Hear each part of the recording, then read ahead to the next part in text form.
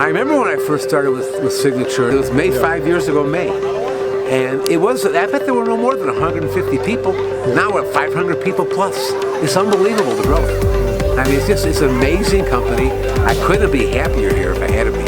But yeah, the growth has been just crazy. Interesting, because I was actually there in the war room, you call it, when they were making Signature back in like 2013. First time I met Mike was actually my dad's place at the time, and they were talking. And of course, I was too young to understand kind of what was going on.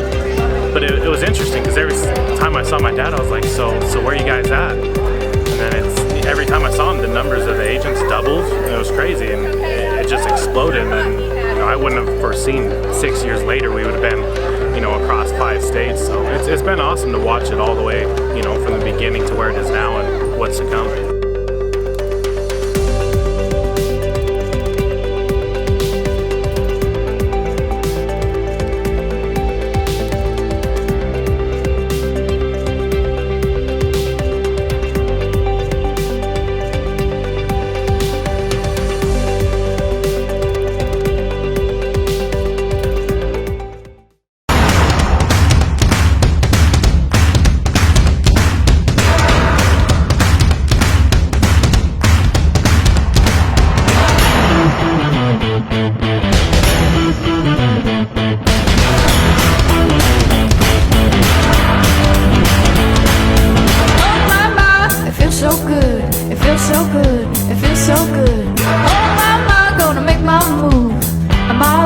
Got nothing to lose. Oh my, gonna shake it off. It ain't no thing, it ain't no thing. Oh my, doing what I want. Gonna do my thing, do my thing. Put it up high and take it low. I'm feeling right from head to toe. Light it up and let it roll. Here I go. Are you ready? Ready to go? Good morning, everybody. Good morning, Mark. It's Tuesday. And I already got makeup on my shirt. Yeah. You do every Tuesday morning. This is how I need to hug from now on. That way I won't get any makeup on my shirt. All right, so everyone knows the drill. I changed the slide a little bit. Put Instagram, so check in on not only Facebook, but Instagram as well. One or the other. One or the other.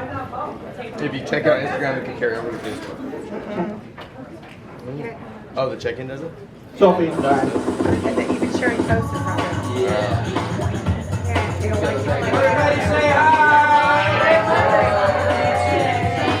Oh, yeah. You and your... Just kidding. Look at it, baby. Ready? Down, boys. Alrighty, while you are all doing that, I'm going to bring Kelly on up here, and she's going to talk about some upcoming and important dates. Check it out.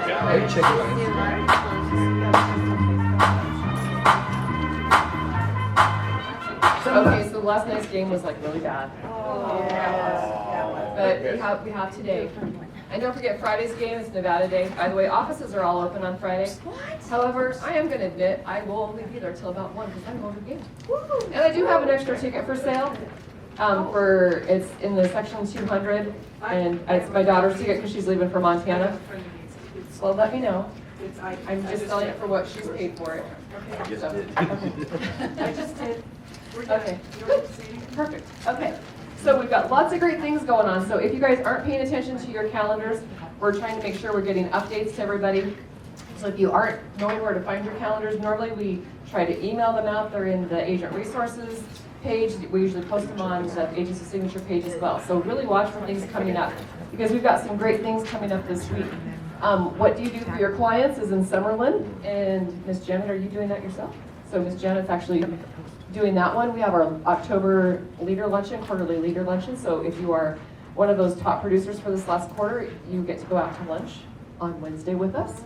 And then bingo night. And if you're not one, strive to be one. Yeah, we get some pretty nice lunches courtesy of the city one. Our bingo night, I don't know, is Miss Laura here today? She is not. So Wednesday night is also another cancer, the Lymphoma and Leukemia Society fundraiser, and this one is also near and dear to my heart because my stepmom passed away from this. So I really, would encourage you guys to come to this and be involved in any of the cancer fundraiser things that we've been doing. The pool tournament was amazing that we did, and this one will be as amazing as well. So don't forget to come to that as well. And then on probably the biggest thing is our RPR, Lunch and Learn, Miss Linda Stewart and myself. She's going to see if I can teach this as my first impromptu teaching of it. So everybody comes, so she's... Yeah, come so you can fluster me. Bring your laptops and bring them ready to be booted up, signed on, and in the MLS so that you can actually be active in learning how to set up your profile and everything else for RPR. So actually come a little bit early, and there will be lunch served as well. So if you can, go ahead and try to RSVP for that as well. Friday, you can either come to coffee with Mark, or you can come to the Green Valley office, and we are doing another new agent orientation. So if you haven't been to an orientation, or you just have odds and ends of crazy questions about what goes on and how to do things within our company or how to access things, please do not hesitate to come to that. We cover a lot of great things. And over in Summerlin, for you guys on the other side of town, Neil Schwartz is going to be doing an amazing class on Friday morning, and maybe we'll get Neil to come over to the other side of the valley next month and do something over there, maybe the same class. Or Green Valley can come to Summerlin. Yeah, heaven forbid anybody get in their car and drive. I will say, you guys don't realize what transportation and driving is. My offices in Montana were 300 miles apart from each other. I did that commute every week, so I don't want to hear about driving from Summerlin to Green Valley. So, or vice versa. And then I will turn it over to Miss Christy, because she's got some promos for our trunk or treat event that's going on. Christy? Yay!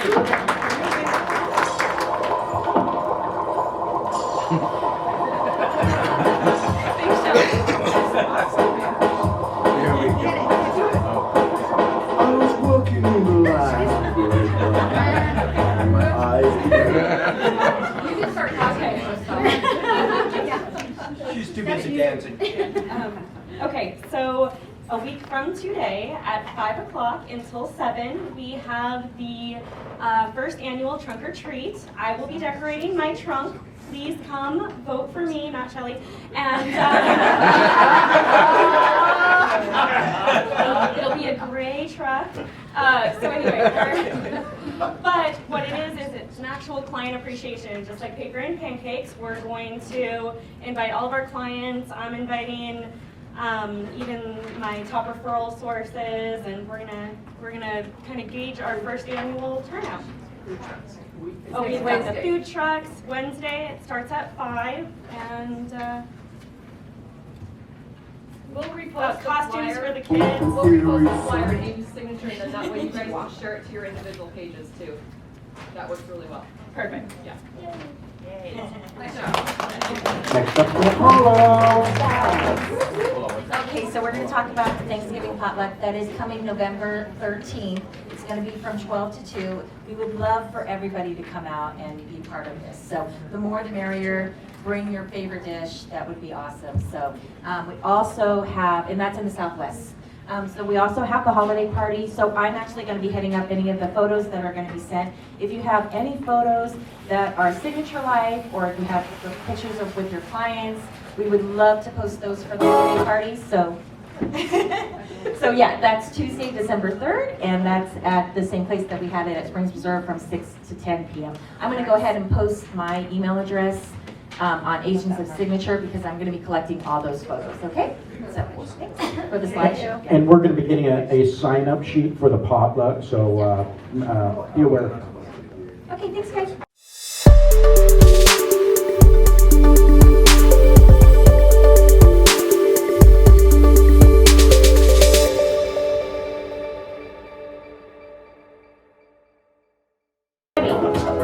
Okay, so for those of you who don't know, I am not me, but Citywide is going to have their trunk as well. Any guesses on what that's going to be?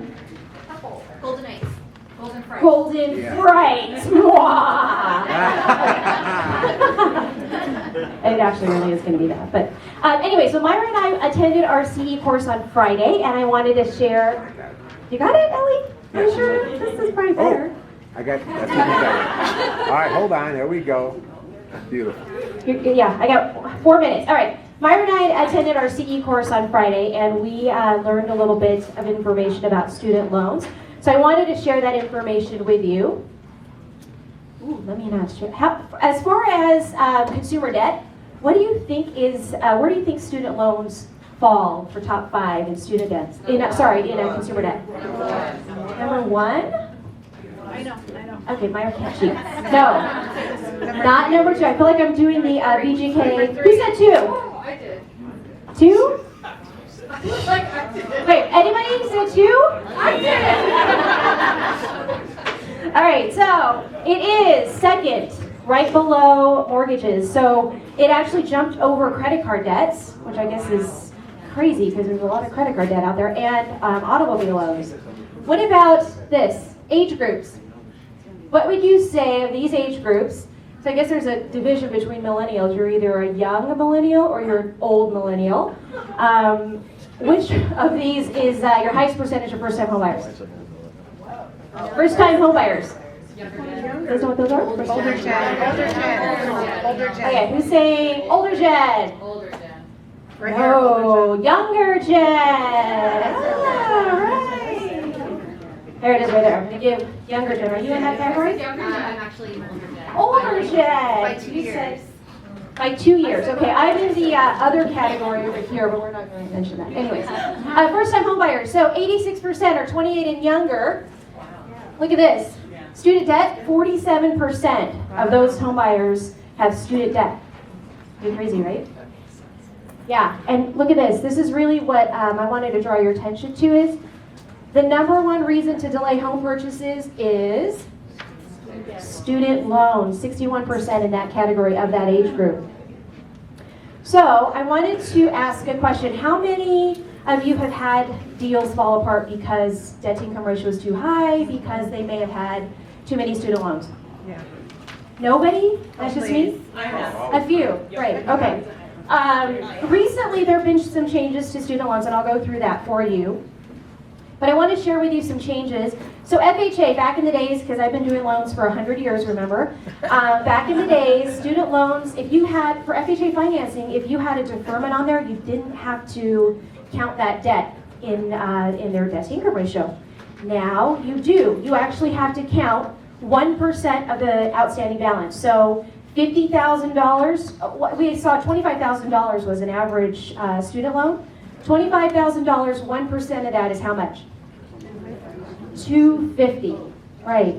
And that loan has to amortize throughout the payment time frame. So it's a little bit different for FHA financing.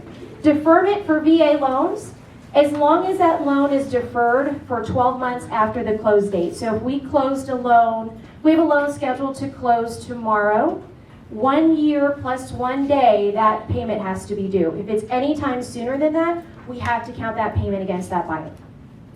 Any questions on that? So I want to share with you, what do you think would be the easiest loan type? So FHA, VA, conventional. What do you think is the easiest loan type to qualify a buyer? Cash. Conventional. Yes, for sure, cash. Winner, who said that? Candy. Conventional, why conventional, please? Cash is not a loan. Yes, you're right. Oh, good answer. Dun, dun, dun. Betty, why do you think conventional?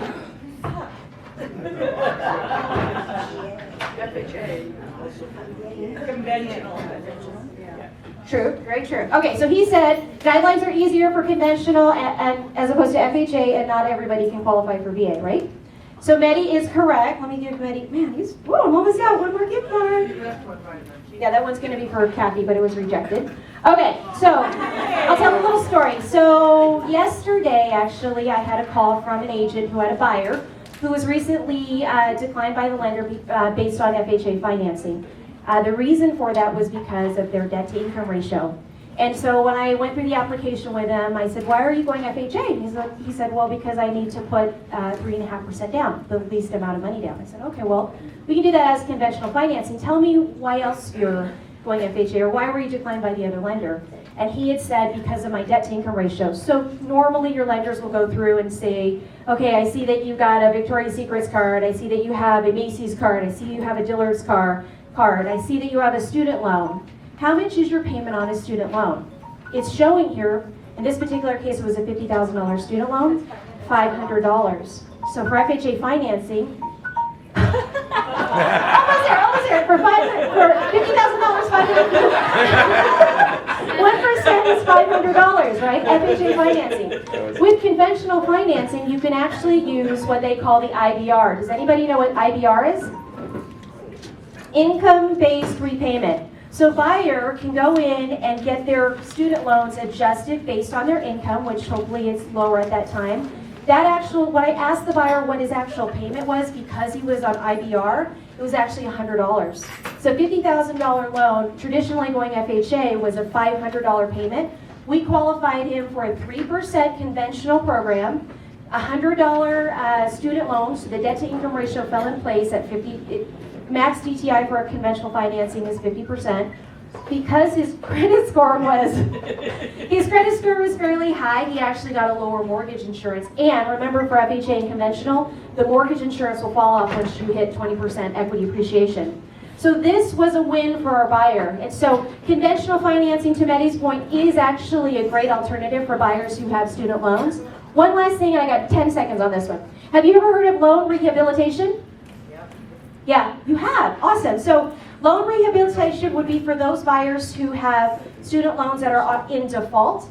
How many buyers have you had that have just decided not to pay their student loans? So they can actually go into this rehabilitation program, make 9 payments, on-time consecutive payments, and they will pull them out of default, as well as remove it off of their credit. So does that open up financing for them? Yeah. It's a Yeah. great program. What's that? It's a great program. Yeah, it is. And not a lot of people know about it. I mean, I got educated on it as well. Yeah. Okay, last thing. Promise. 10 seconds. 10 seconds. Okay. Okay. Also in conventional financing, so as far as omitting of debts, how many of you have co-signed for your kids for student loans? No. Okay. Nobody? Really? No. All right, I did that for back. Okay. So, okay, if you have Mike has. Your kids aren't old enough. Oh, you're right. Okay, I'll give you a gift card also. I know you are. Okay. So if your kids, let's say Mike wants to refinance his house up in Alaska, but his son has a student loan on there. If his son has been making those payments, we can actually omit that debt off of Mike's credit, so he can qualify now to do that refinance. Or conversely, yay, good job, Mike. If our child wants to buy a home, but the parents have been paying for their student debt, we can actually use those 12 payments and omit that debt, knowing that Mike has made those payments for his son. So that's a way to help as far as the debt to income ratio is concerned. Do you guys have any questions at all for me? One more thing, 10 seconds. That's it? All right. Happy Tuesday, everyone.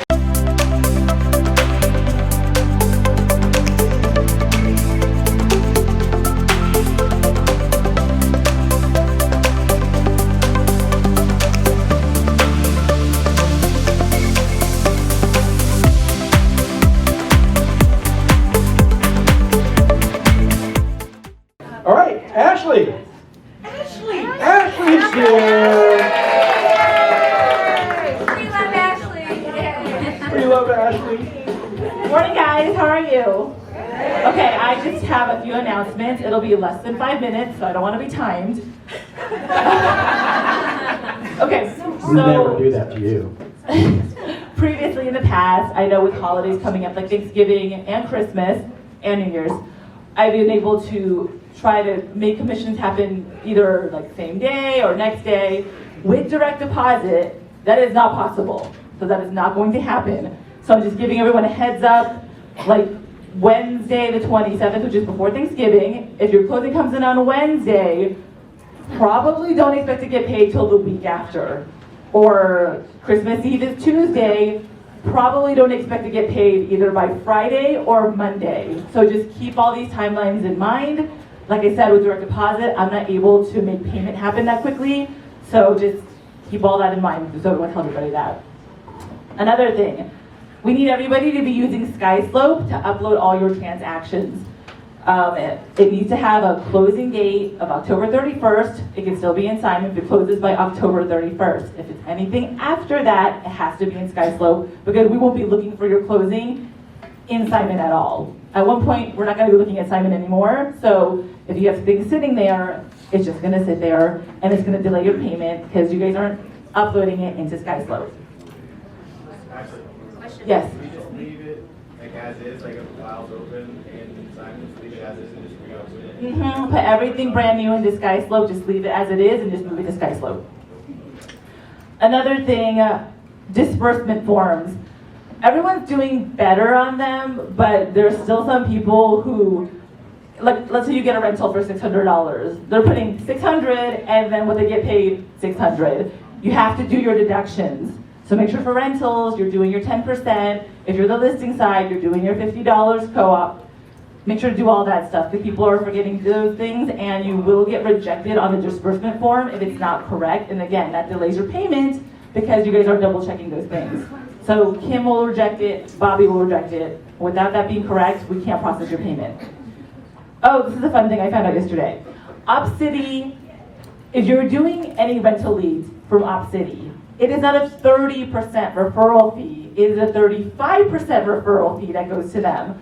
I had a conversation with them yesterday that was pleasant-ish? No.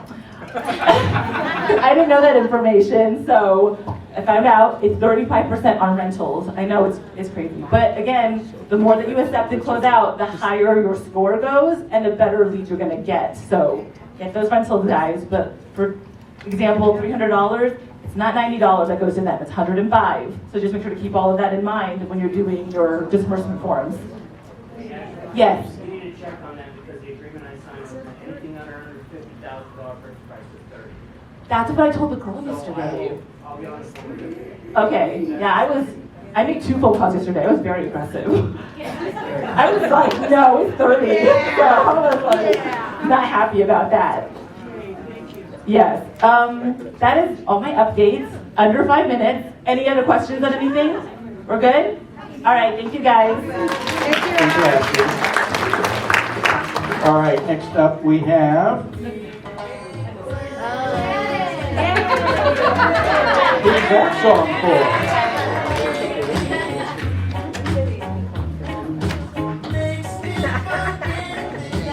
for? Okay, good morning. First thing I want to tell you, and I hope I'm preaching to the choir, and maybe those people that this pertains to will get the message. I'm only able to check my office. What a lot of people in this company have not paid their MLS fees that were due on October 1st. Surprise! So here's what's going to happen. The board of directors is meeting Thursday, and on Thursday we will have a list of all the companies that have people who have not paid their MLS fees, and we will vote to shut the office down. So, if you haven't paid your MLS fees, you need to pay them by noon tomorrow, so we can check again. And those who have not paid by noon tomorrow, you will be dropped from MLS. Now, as of right now, you have no access to MLS anyway, and you've all been called, so pay your fees. Okay, enough said of that. So, in the goal of keeping signature very relevant at the association, I'm bringing up 2 people a month from each of the active committees to give you like a 1.5-minute synopsis of that committee. So first up is Michael Shiro from the Global Business Committee.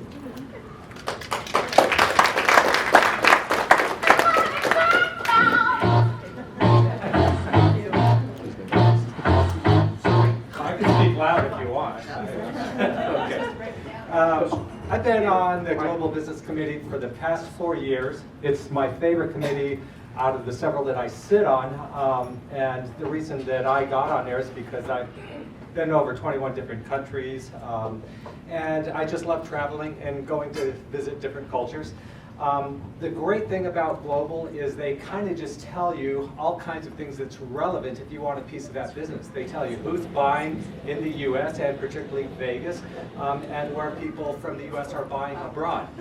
Everywhere you go around the world, there's different real estate practices and customs.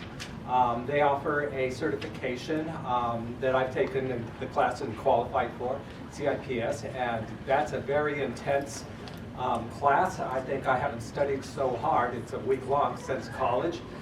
They do a lot of traveling. Every year they do a trade mission sponsored by our association, and sometimes we hook up with other associations like LA, some of the bigger ones, San Francisco, that are going to places, and our members are allowed to go with them, piggyback on the tour if we want.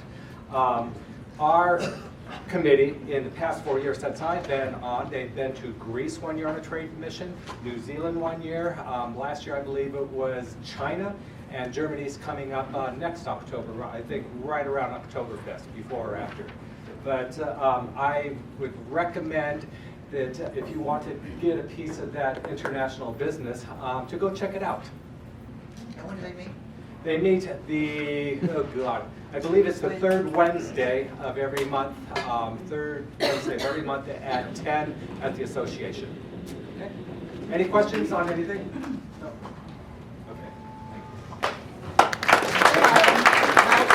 On this committee for a number of years, and going to an hour and a half committee meeting is like getting a CE class. It is phenomenal. So next up, Sherry KK from Political Affairs.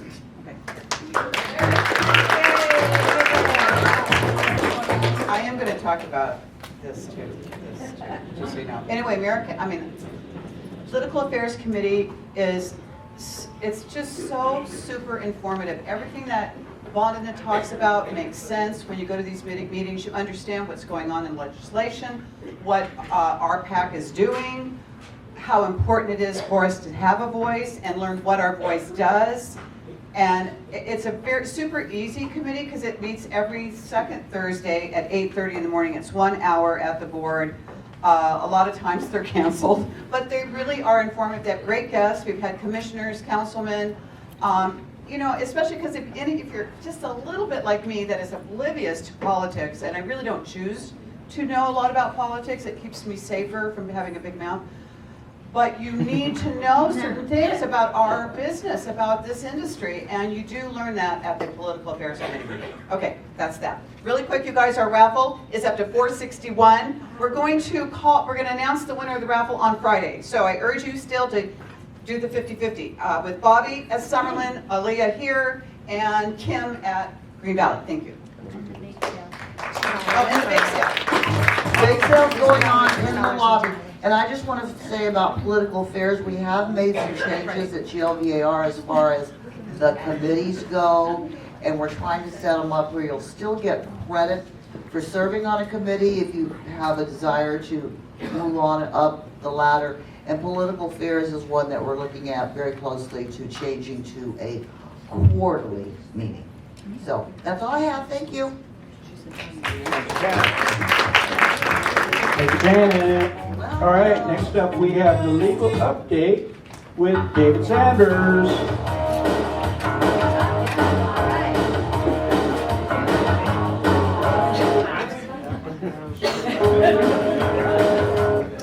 The irony of that song is all we're going to do is talk about trying to avoid the danger zone. Not lost by a minute.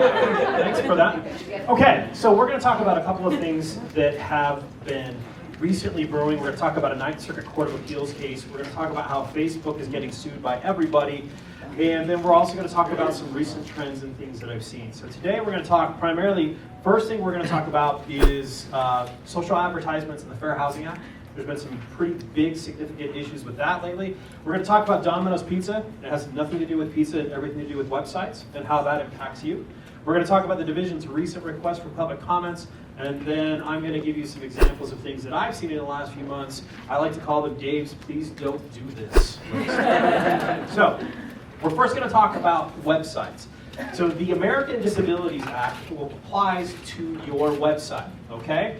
So here's the fun thing. You gotta love the American government. The Department of Justice was supposed to, back in 2012, give you guidelines on how to make your website compliant with the American Disabilities Act. And guess what? They have not done.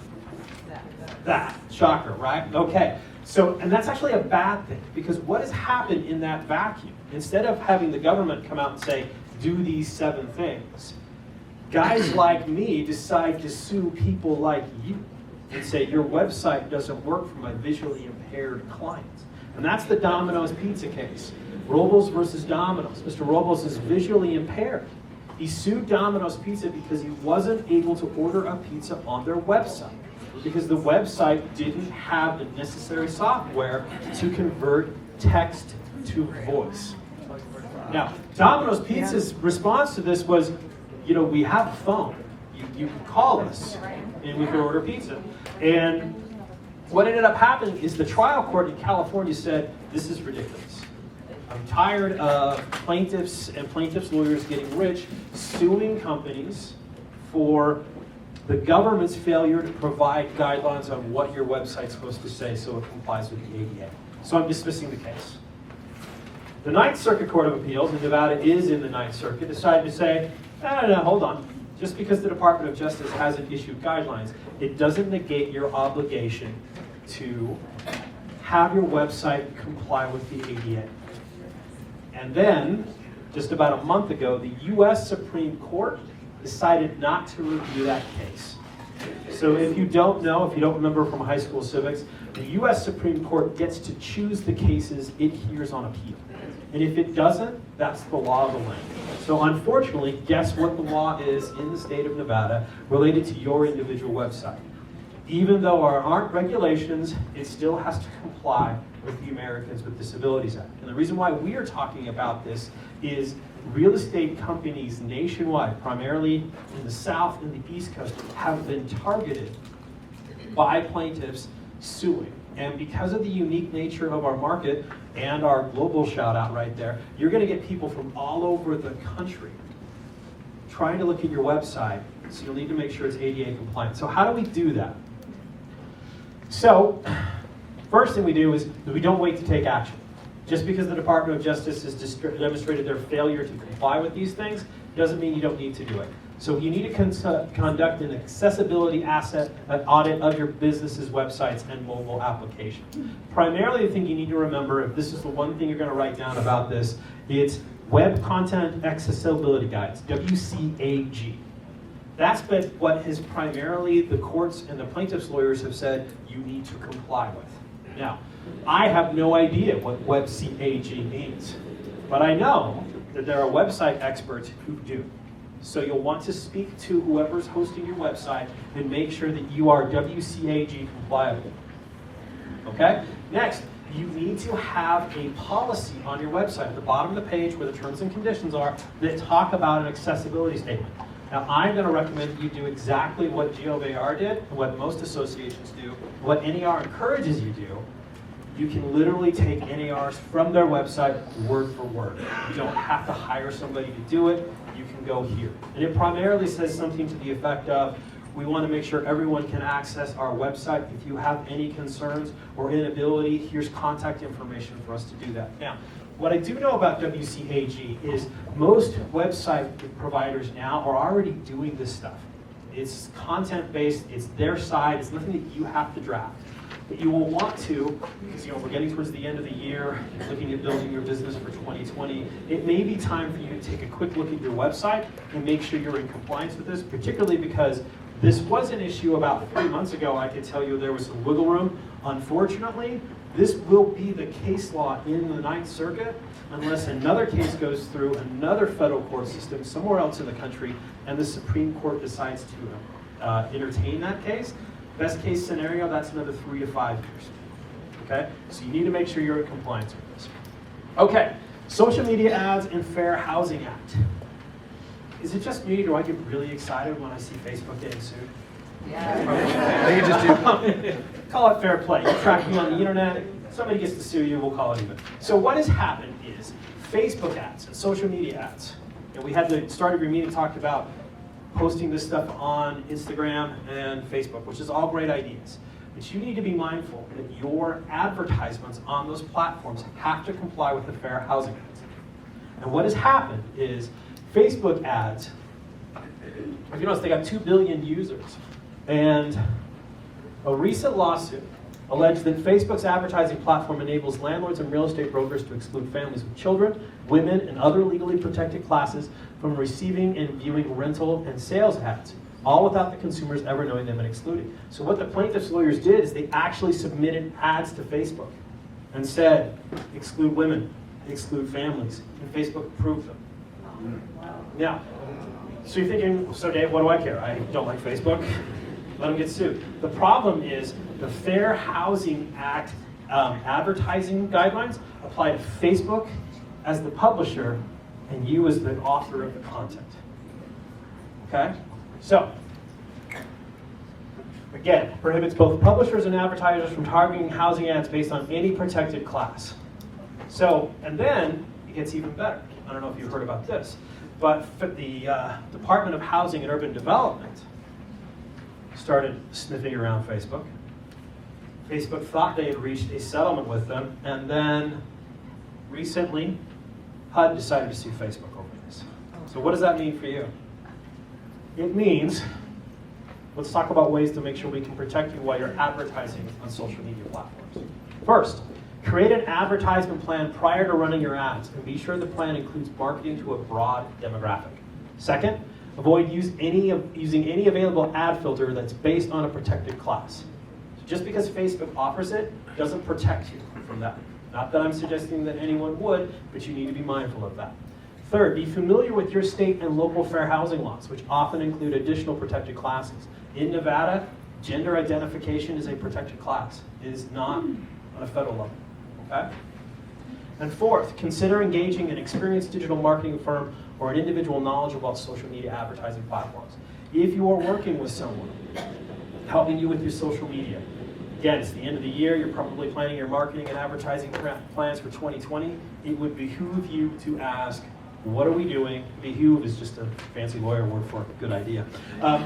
You should definitely talk to whoever you're talking with and make sure that you just have the quick question, what are we doing to make sure that this advertisement complies with fair housing? Okay? Yes, ma'am. What if it's a 55 and over community? So the question is, what if it's a 55-year-old community? 55 and over. And older, yes. So if it is one of those age-restricted things, you could probably get away with that in the sense that I would put it in the way I would do is I would put that restriction in the ad content. I don't know how comfortable I would be with excluding advertisement because it's still, even though it's a 55 and year above, it still technically is a violation of fair housing for you to restrict based on age. So I think that having the disclaimer there would be one way to do it. If you did filters on like targeting interests like AARP, is that technically against? So the question was, can you like you're going to target AARP? Well, a fun fact as I grow older in life, you don't actually have to be retired to get solicited by the AARP. That was a very horrifying day when that came in the mailbox. Apparently there was another guy named David Sanders who lived at my house before I bought it, so that was really weird and he's old. So there are potential ways to do that. If you got questions afterwards we're talking about, this is just kind of a broad stroke idea of how to make sure that you avoid it. Was there another hand? I just was going to say that age is not included in a protected class, but do they use it in some other way? Age is a protected class in the state of Nevada, so you just got to be careful with age. Oh, it just didn't say yeah. it there. Age is a protected class.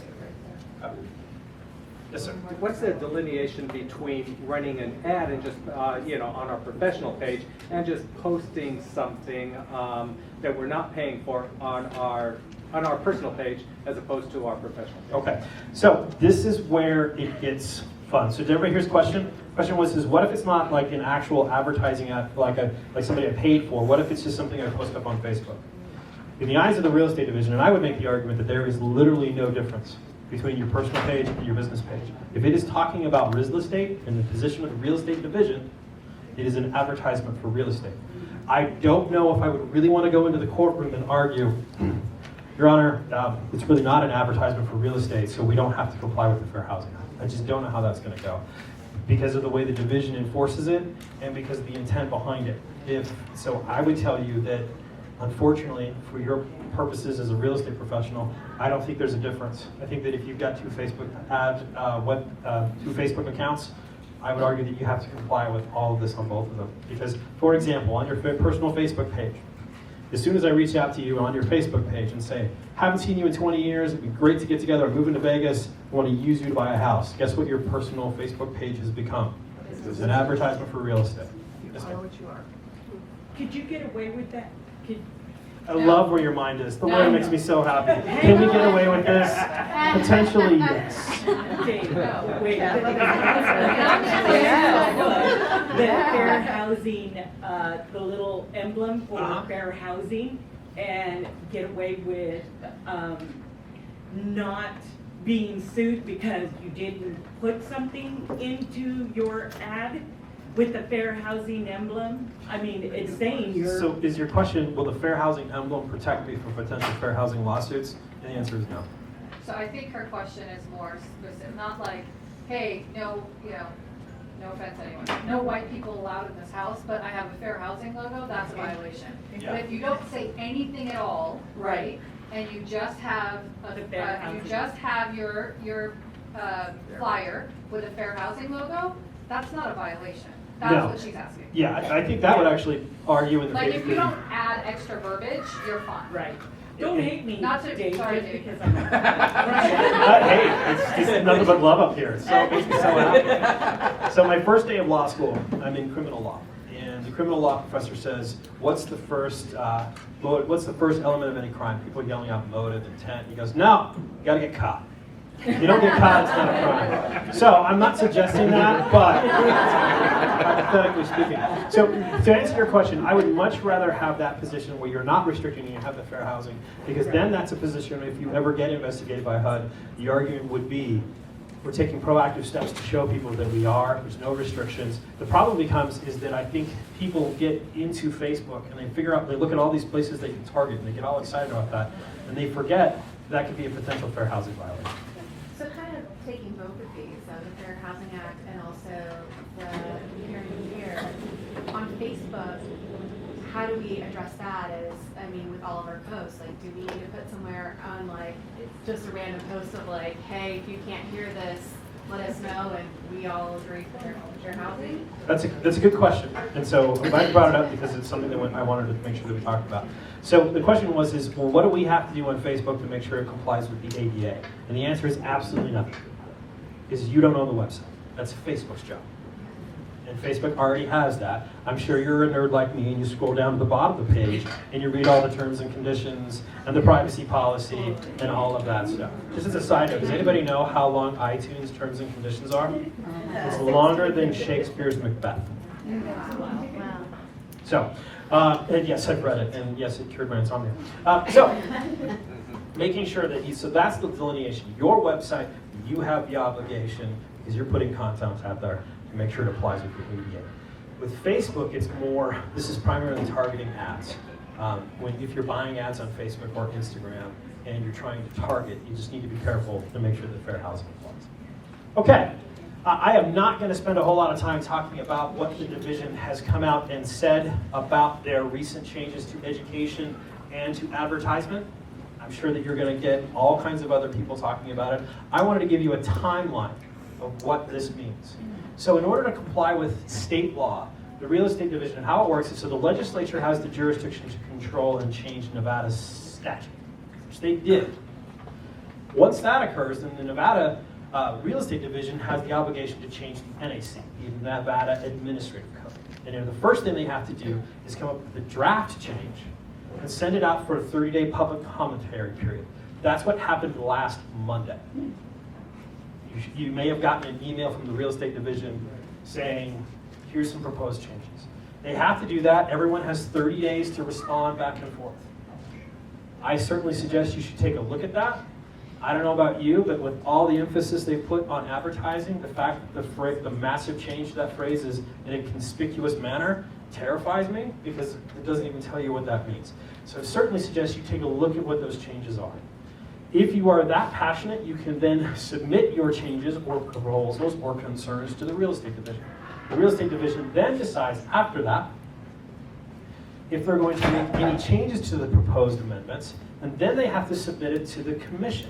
The commission has to comply with open meeting policies, which means they have to give you a 30 days notice. So long story short, that means they're not going to be voting on any of this stuff for 2020. Okay? So just so that you know, all those advertising rules we've been talking about and worried about, they're not going to have a final draft, because the next division hearings are, I think, a week from 2 weeks away. Correct. And there's just not enough time for Registration them, open today, by the way.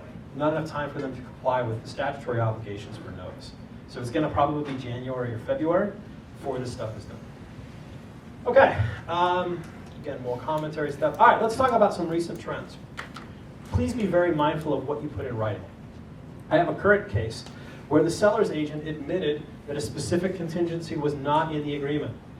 While all the parties, it's in emails, and yes, it didn't get in the agreement, all the parties were aware of that. In lawyer speak, that means that seller's agent just admitted that her client breached the contract intentionally because that contingency was not included. What's the contingency? It's irrelevant for today's purposes. My point is if there's something, it's not one of the traditional contingencies in the contract, but if you have something, for example, military, and the sale of the property is going to be contingent on the seller getting orders. If that's not in the contract, what is that not? Part of the contract. Contingency. So if the seller doesn't get their orders, decides to cancel the contract, what is that? Material breach of the contract. Pursuant to the RPA, is there a cap on the buyer's damages? No, there's not. The buyer is entitled to all of their damages related to a seller's breach. So, if you have situations like that, go and speak to your broker before you admit to something in writing that you are unaware of the consequences. Because once I saw that email, my job is done. Because the seller, through their agent, has admitted their intentional desire to breach the contract. What about a text message? However you put it, if it's in writing or it's in writing or whatever, what they were trying to do is they were trying to do damage control. Contract was terminated a few days before close. They knew they were on the hook for the seller. They were trying to smooth things over, but they didn't think it through the eyes of an attorney. Like, for example, if you've ever been in a car accident, what's the thing you're not supposed to say if you're in a car accident? I'm sorry, it's my fault, because you're admitting liability. Same thing here. You need to be mindful of what you put in writing on behalf of your clients. If you have any questions as to whether or not how to handle a unique situation like that, or what to put in writing when a seller decides to terminate the agreement, please, please, please go talk to your broker before you do it, because once you send that email, you can't go back. And do you know who the seller can sue because of that admission? The seller's agent. Okay. Now that I've terrified you all about never using the internet or email, let's go ahead and talk about a couple other things. Henderson has recently announced a delay in the issuance of their short-term rental program. It was supposed to go live on October 14th. According to the city's website, all we've got is in some red text that says it'll come sometime in mid-November. What we do have is they have issued their Good Neighbor pamphlet, which is a required production you have to have if you're doing short-term rentals, the self-inspection checklist, and the short-term acknowledgement. They still haven't actually produced their application or the notice requirements. So if you have clients that are interested in doing short-term rentals in Henderson, your guess is as good as mine is when all of this is going to come, because the city's clearly having problems implementing this process from a logistical side on the side of the city. Does that mean Airbnb or under 30 days? It means anything under 30 days, short-term rental, regardless of Can platform. you go through that process really quickly? So Sure. essentially, let's say that you have a client that's buying a property specifically for short-term rentals, right? Now, would that be something that you put as a contingency of the application being approved for in the contract? And how would you see where I'm going with it? All right, so let me walk you through how the Henderson City process works, because I think that's going to answer your question. So the first thing you want to check if you have clients that are interested in purchasing a property in the city of Henderson for short-term rentals is you need to look at the zoning. They have on their website, they've got a specific form that shows you the zoning that are allowed for Airbnbs. It's pretty much everything except for commercial, they'll allow short-term rentals. The big hiccup is the HOA has to allow. And since most HOAs haven't come with the position, what you're really looking for is residential zoning in the city of Henderson that doesn't have an HOA. Yeah. Okay, that's basically the safest way.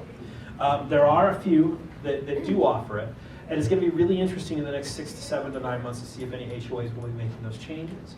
But that's the big thing. So the next thing after that is you have to, there's a couple of things. For example, if the name of the owner, whoever's applying, making the application, has to be what's on the recorder's website. So if it's an LLC, the application has to be the name of the LLC. It has to be the name of the owner. The owner has to be over 18. Doesn't necessarily have to be a resident of Nevada. The way the application process works is the applicant owner swears under the penalty of perjury that they verified there's no HOA, they verified, they have to, this good neighbor pamphlet you have to include in the property. They have a requirement for a noise processing system that you have to have 6 months to be able to monitor loud noises, and that has to be accessible by the city. There has to be an evacuation process. There has to be fire extinguishers and those types of things in the property. It's a pretty detailed application process. And again, which they still haven't even provided the application. So there's a few things you can do if you are interested, and clients are interested in doing this. I will tell you that the enforcement, they have a special enforcement process just for this process. It's separate from the rest of the city. You're required to make sure that you're recovering the transient taxes. If you blow that twice in a year, your permit's gone invalid as a matter of course. No appeal, no nothing. If there are violations, neighbors, your tenants are too loud, those kinds of things, you can get 3 strikes with an appeals process. And do those follow the individual who applied or the property? Yeah, so the way it works is it deals with only the owner. So if you're the owner of the property and you get an application, and I buy it from you, yeah, the permit is dead, I have to reapply. You go through the entire process. It's non-transferable. And then on the agent's side, if you have a client who's specifically looking for a short-term rental, what are you writing, or an understanding or a disclosure of some sort between you and the client that, hey, you may get approved, you may not. I'll do the best I can to help you find properties, right? So you're not in hot water. That's a good question. Right off the top of my head, the first thing would be is that we're not making any guarantees regarding the intended use of the property. If the client wants to have apply for the city, it's a completely separate process. Seek out legal counsel. Because I'll be honest with you, I've read through this process, I've read through the application, and then it gets even more fun if you're looking at a condo development. They will allow condos, but they'll only allow condos either 1 or a maximum of 25%. So if there's 100 condos, they'll only allow 25. And how are they deciding those 25? The first 25 people who submit their applications. So that would be certainly something, if this is something that you guys are concerned about, I can certainly put together some language and forward it to you. I also recommend, now, if you're and I don't even know if you guys will allow this, but if you're a property manager who's thinking about doing this, first of all, make sure with Brandon that that's okay, because I don't know if it is. Okay, I'm not going to talk about that then. Okay. Any other questions about Henderson short-term rentals? We'll know more in the next few weeks if that's something that you're interested in. What they had been saying is with the October 14 launch date, they would give a 30-day window before they would start enforcing it. And then after that 30-day window, every advertisement, regardless of platform, has to have the Henderson permit number on the photos. So that's how they're going to enforce it. They're just going to go look at Airbnb and look at the pictures. If that number's not there, you're in violation. You know, they'd be providing a list of HOAs that start accepting. No, in fact, what they've done is they put all of that burden on the owner to verify. And if the owner lies about that, it's perjury. They'll criminally prosecute you and revoke the permit. What's the prognosis for short-term rentals in Las Vegas? Technically, right now in the city of Las Vegas, you have to have a special use permit, which is extremely difficult to get. In Clark County, they're unlawful. In the city of North Las Vegas, they don't have any regulations. So technically, as long as the HOA allows it, they're legal. The county has actually gone the opposite direction and actually strengthened their enforcement process. And in the city, this has been the so-called party house issue. I don't know. The way the current city council is looking at it, they've actually made additional restrictions. We'll see. If Henderson's process turns out to be something that works well and they make a lot of money off of the fees, because it's $850 a year for this to apply, which is nationwide one of the higher fees for this process. We'll see. But right now, the city of Las Vegas and the county are going the opposite direction and making it more difficult. Okay. All right, thank you.